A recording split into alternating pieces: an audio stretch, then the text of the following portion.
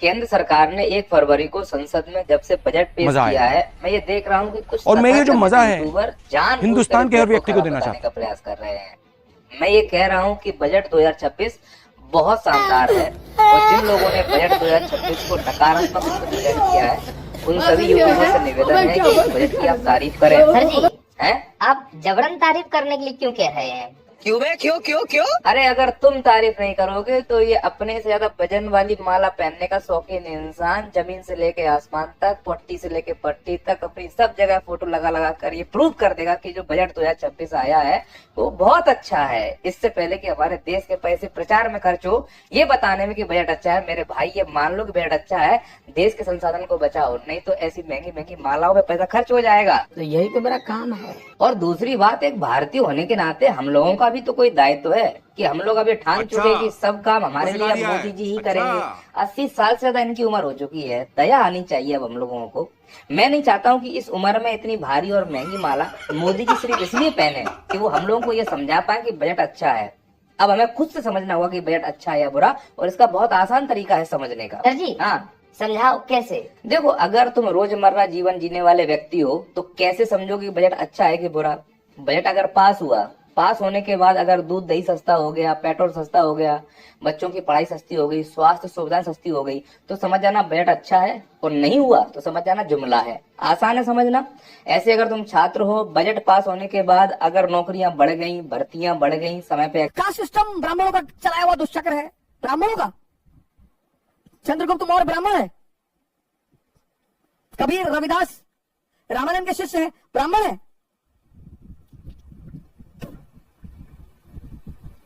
जाति व्यवस्था ब्राह्मणों की देन नहीं है, जजमानी व्यवस्था की देन है।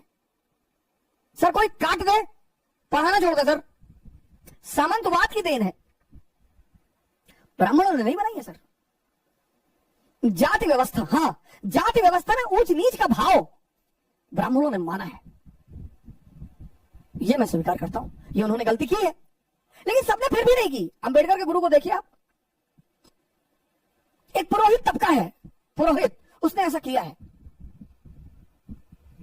क्या सोच रही होगी उस आदमी जो हर परेशान व्यक्ति को मुक्ति का रास्ता बताता है? तो उस मन की ताकत का अंदाजा लगाओ। तुम घोड़ी में बैठने के लिए परेशान हो, ज्ञान शक्ति है, ये पूरा जीवन इसका खेल है, व्यक्तित्व का। कान में खोलता हुआ शीशा डाल देते थे, अच्छा कि जाति सूचक गाली दे रहे थे, पीछे से किताब जला के धर्म बचाने चले गए।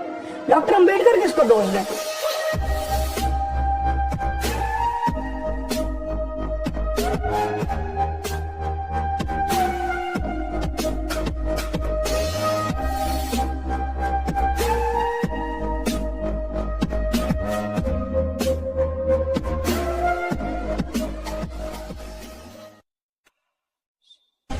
जब चुनाव होता है तो लोग वोट देते हैं सरकार चुनने के लिए, या तो वोट लोग देते हैं सरकार को हटाने के लिए।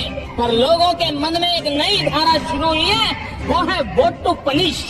2001 में इन्हें गुजरात का चीफ मिनिस्टर अपॉइंट किया जाता है। 2002 में दंगे होते हैं, इन्हें लेकर नरेंद्र मोदी पर कई इल्जाम लगते हैं। अब इस पर अपना अलग से एक डिटेल वीडियो हो सकता है, लेकिन कुल मिलाकर बात यह होती है कि इन्हें क्लीन चिट भी मिल जाती है। लेकिन तभी से एक कॉम्युनल नरेंद्र मोदी की ब्रांडिंग बनती है, एक कट्टर हिंदू नरेंद्र मोदी जो मुसलमानों के खिलाफ है। अब आप में से कुछ लोग होंगे जो इस ब्रांडिंग पर यकीन करते हैं, जो मानते हैं कि नरेंद्र मोदी इसी तरीके के कॉम्युनल इंसान है।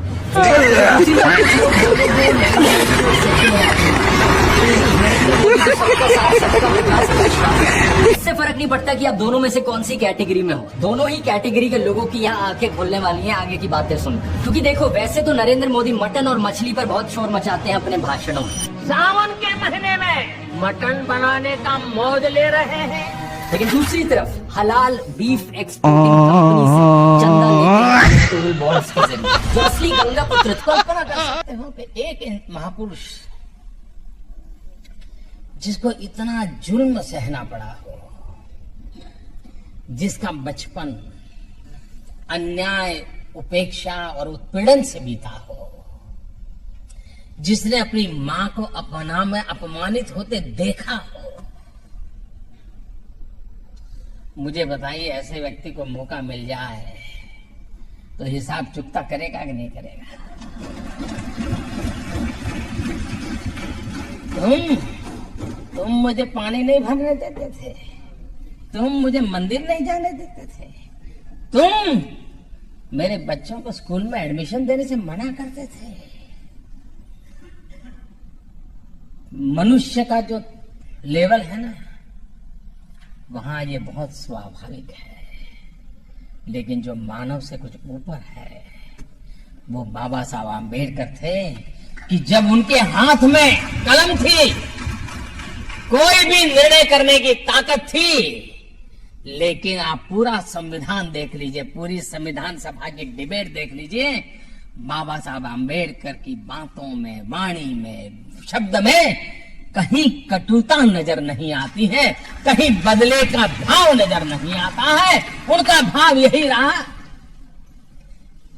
और वो भाव क्या था मैं अपने शब्दों में कह सकता हूं कि कभी कभार खाना खाते समय गांधी जी अम्बेडकर में इतना विवाद क्यों था? तुम्हारे नजर में विवाद है? ऐसे किस चीज में विवाद था यहाँ पर? समझा, गांधी जी बस एक चीज का डर था गांधी जी को कि महात्मा गांधी को ये लगता था ना कि जिस तरह से अंग्रेजों के प्रभाव में जिन्ना आ गया ना, उस तरह गांधी जी सोचते थे कि कहीं अंबेडकर साहब अंग्रेजों के प्रभाव में ना आए। लेकिन अंबेडकर साहब महान व्यक्ति, पढ़े लिखे, वो प्रभाव में नहीं आए, लेकिन दूध का जला हुआ लस्सी फूंक के पीता है। गांधी जी देखें कि जिन्ना पढ़ा लिखा वकील, अंबेडकर साहब भी वकील, गांधी जी भी वकील, सरदार पटेल भी वकील, मोतीलाल नेहरू भी वकील, जवाहरलाल नेहरू भी वकील, तो पढ़ा लिखा तो कोई कमी नहीं थी। जिन्ना भी कम पढ़ा लिखा नहीं था। आप उसको व्यक्तिगत तौर पे अगर उसका जीवन देखिएगा, बहुत पढ़ा लिखा व्यक्ति।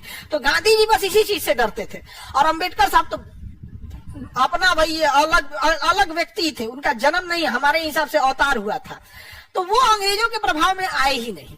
लेकिन जब विचारधारा का अलग हो जाना, कोई द्वेष नहीं होता है। सबकी विचारधारा क्या हो सकती है? अलग अलग हो सकती है, काम करने का तरीका अलग अलग हो सकता है। समझ में आ गया कि नहीं? लेकिन कोई चीज अब जैसे देखिएगा ना, लड़की सब कहते हैं हम ही लोग को खाली बोलते रहते। तुम्हें तुम्हारी माँ की कसम है। वीडियो को लाइक करो और चैनल को सब्सक्राइब करो। धन्यवाद।